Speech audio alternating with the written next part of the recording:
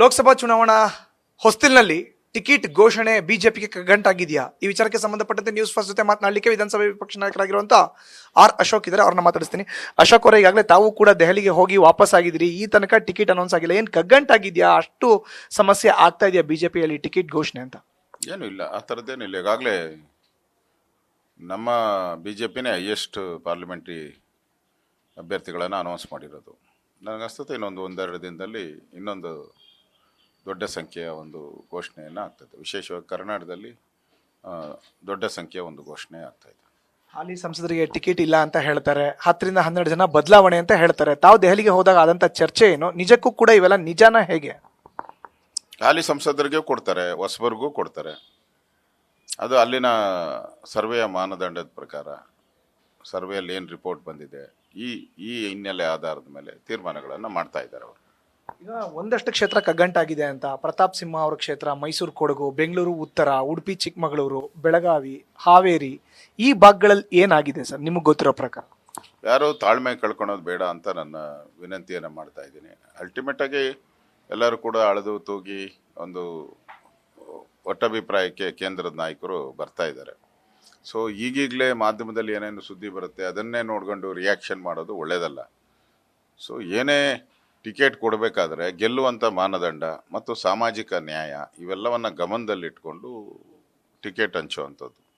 ಯಾರು ಪ್ರಬಲ ಅಭ್ಯರ್ಥಿಗಳಿರ್ತಾರೆ ಮತ್ತು ಅವರ ಕಾನ್ಸ್ಟಿಟ್ಯೂಯೆನ್ಸಿಯಲ್ಲಿ ಅವ್ರು ಏನು ಕೆಲಸ ಮಾಡಿದ್ದಾರೆ ಇವೆಲ್ಲನೂ ಕೂಡ ಗಮನದಲ್ಲಿಟ್ಕೊಂಡು ಟಿಕೆಟ್ ಹಂಚಿಕೆ ಪ್ರಕ್ರಿಯೆ ಈಗಾಗಲೇ ಏನೇನು ಮಾತಾಡಬೇಕು ಅದೆಲ್ಲ ಮಾತಾಡಾಗಿದೆ. ಇನ್ನೇನಿದ್ರು ಅನೌನ್ಸ್ಮೆಂಟ್ ಮಾತ್ರ ಬಾಕಿ ಇರೋದು.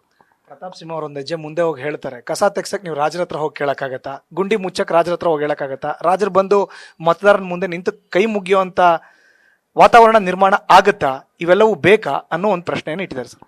ಮಹಾರಾಜರು ಟಿಕೆಟ್ ಕೊಟ್ಟೇ ಇಲ್ಲಲ್ಲ, ಕೊಟ್ಟೇ ಇಲ್ಲಲ್ಲ. ಪ್ರತಾಪ್ ಸಿಂಹ ಅವ್ರಿಗೆ ಟಿಕೆಟ್ ಆಗತ್ತೆ ಸರ್? ಆಗ್ಬೋದು, ಹೇಳಕ್ಕಾಗಲ್ಲ. ಅದನ್ನ ಕೇಂದ್ರ ನಾಯಕರು ತೀರ್ಮಾನ ಮಾಡ್ತಾರೆ. ಬೆಂಗಳೂರು ಉತ್ತರದ ಕತೆ ಏನು ಸರ್? ಗೊತ್ತಿಲ್ಲ. ಇಲ್ಲಿರೋರೆಲ್ಲ ಸದಾನಗೌಡರನ್ನ ಕಂಟಿನ್ಯೂ ಮಾಡಬೇಕು ಅಂತ ಹೇಳಿದ್ದಾರೆ ಎಲ್ಲರೂ, 100ಕ್ಕೆ 90% ಜನ.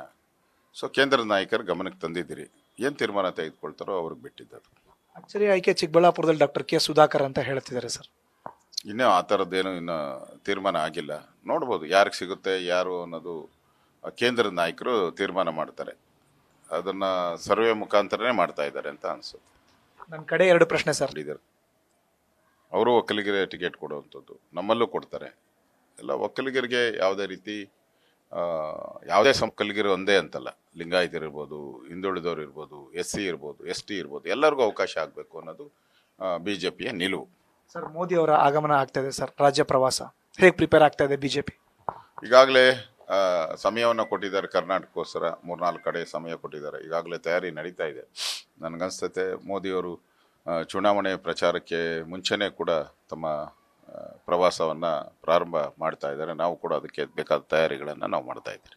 Thank you sir. ಇದು ಒಟ್ಟಾರೆ ಆರ್ ಅಶೋಕ್ ಅವರ reaction. Camera person Murali Kumar ಜೊತೆ Madhusudan, news first Kannada, Bengaluru. News first ನಿರ್ಭೀತಿಯಿಂದ ನಿಮ್ಮ ಪರವಾಗಿ.